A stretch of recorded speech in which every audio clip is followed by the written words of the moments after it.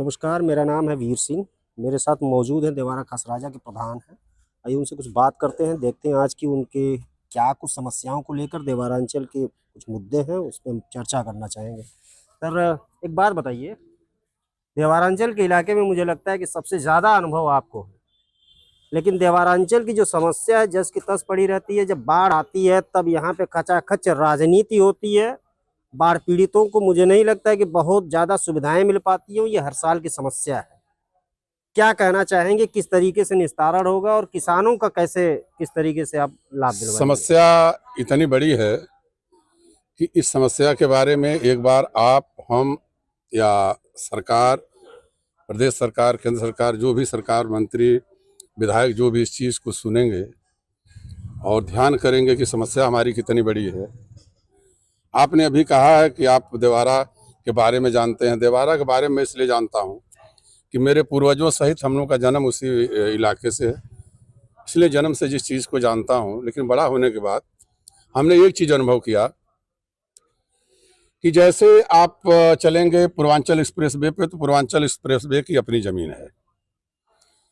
हमारे ज़िले में एक नदी बहती है, ये टौंस नदी, उसके पास भी अपनी ज़मीन है, वो अपने ज़मीन के रास्ते से बहती है।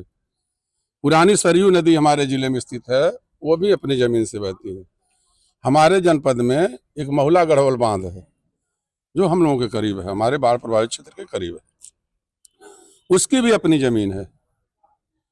लेकिन हमारे ज़िले से होकर के कई ज़िलों तक गुजरने वाली घाघरा नदी के पास कोई ज़मीन नहीं है। पूरी की पूरी घाघरा नदी किसानों के ही ज़मीन से होकर के गुजरती है। और मैं अपने ज़िले की बात बता दूं, 37 किलोमीटर की लंबाई में महुला से लेकर के हमारा जहां तक क्षेत्र खत्म होता है आजमगढ़ का, इसमें 135 गांव आते हैं। अच्छा, 135 राजस्व गांव आते हैं।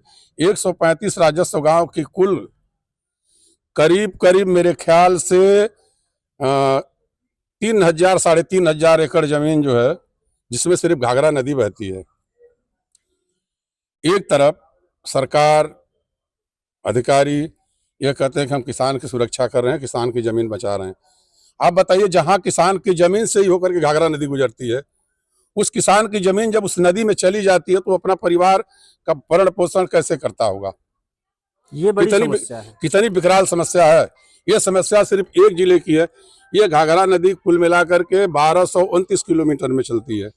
मेरे ख्याल से, मुझे अपने जिले के बारे में तो जानकारी है, अन्य जिलों में क्या है, उनकी जमीन घाघरा नदी के नाम से वहाँ कहीं है या नहीं है, वहाँ भी किसानों की जमीन से बहती है।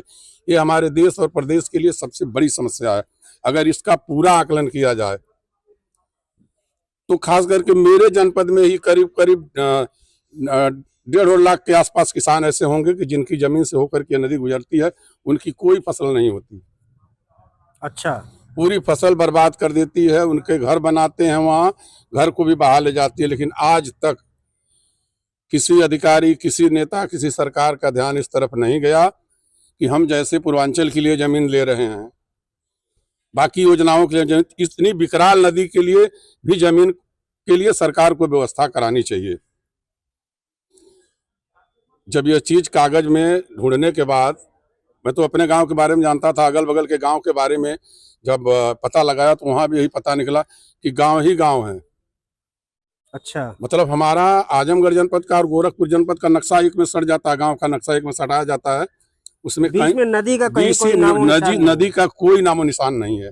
सब किसानों की जमीन से होकर गुजरती है। जो हर साल बाढ़ आती है, जो पानी आता है, वो नदी का नहीं बल्कि किसानों की जमीन किसानों की जमीन का बाढ़ के समय की बात छोड़ दीजिए। सूखा सीजन आज के समय में है अभी ना, गर्मी में भी और सूखा आएगा, लेकिन सूखे में भी नदी को जो है बहने के लिए अपनी जमीन नहीं है।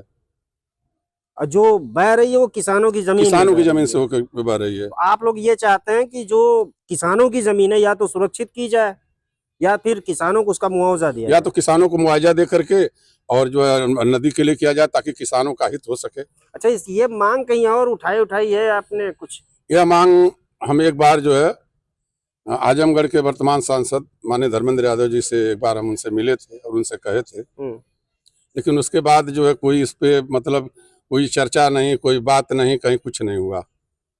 ये तो बड़ा मुद्दा लग रहा है, क्योंकि ये 1.5 लाख जो किसान है ना, वो सबके ये तो सिर्फ मेरे एक जिले के है ना, हाँ, गोरखपुर एक तो आगे जिले बढ़ का के है ना। फिर इसमें मऊ डिस्ट्रिक्ट है, बलिया है, 3 इधर हो गए, फिर अपना अम्बेडकर नगर है, बस्ती है, गोंडा है, बहराइच है, सीतापुर है, तमाम डिस्ट्रिक्ट ऐसे हैं उत्तर प्रदेश के। फिर उत्तराखंड के कई जिले हैं। ये एक राज्य स्तर का मामला नहीं, ये मतलब नेशनल स्तर का मामला है। इस पे सरकार को सोचना चाहिए, ध्यान देना चाहिए। मान लीजिए सरकार ये मांग तो आप कई दिनों से कर रहे हैं, कई सालों से आप लोग जो है इस पे चर्चा कर रहे होंगे, जी, कुछ इसमें आप लोगों को सरकार की तरफ से अभी तक कुछ नहीं, कुछ कोई आश्वासन नहीं, कोई बात नहीं, कोई बातें करने के लिए तैयार नहीं, कोई कार्रवाई नहीं, कहीं कुछ नहीं। आगे आप क्या करना चाहेंगे? आगे अब यही है कि आप लोगों के माध्यम से हम कुछ आगे बढ़ा रहे हैं। फिर अब जाएंगे, कोर्ट में जाएंगे दोबारा आप सांसद जी से नहीं मिले? दोबारा। पहले वाले पर जब कोई रिस्पांस नहीं आया तो दोबारा फिर बहुत वो नहीं समझे। हम सोचे भाई हो सकता है उनके पास समय ना हो, अब तो होता ही है अक्सर। चुनाव में लोग समय देते हैं, चुनाव के बाद तो लोगों के पास समय रहता अरे नहीं है। दोबारा एक बार आपको मिल लेना चाहिए था। चलिए, आप इस कह रहे हैं एक समस्या बार को फिर मिल लेकर लेंगे, के फिर मिल लेंगे। आप कह सकते हैं कि भैया तब तो बिल्कुल। सांसद भी नहीं थे, अब हो गए हैं आप, अब तो सुन लीजिए। बिल्कुल जाएंगे, मिलेंगे उनसे, जरूर मिलेंगे। चलिए ठीक है, बहुत बहुत धन्यवाद। ये देवारांचल की एक समस्या है, बड़ी समस्या है, किसानों की है। उनकी जमीन में अगर बाढ़ का पानी बह रहा है तो किसानों की फसलें नुकसान होती हैं। ये हर साल की बात है और हर समय की बात है। चलिए कहीं और चलते हैं, कुछ लोगों से बातचीत करेंगे। दीजिए मुझे इजाजत। मैं हूँ वीर सिंह, देखते रहिए समाचार इंडिया लाइव।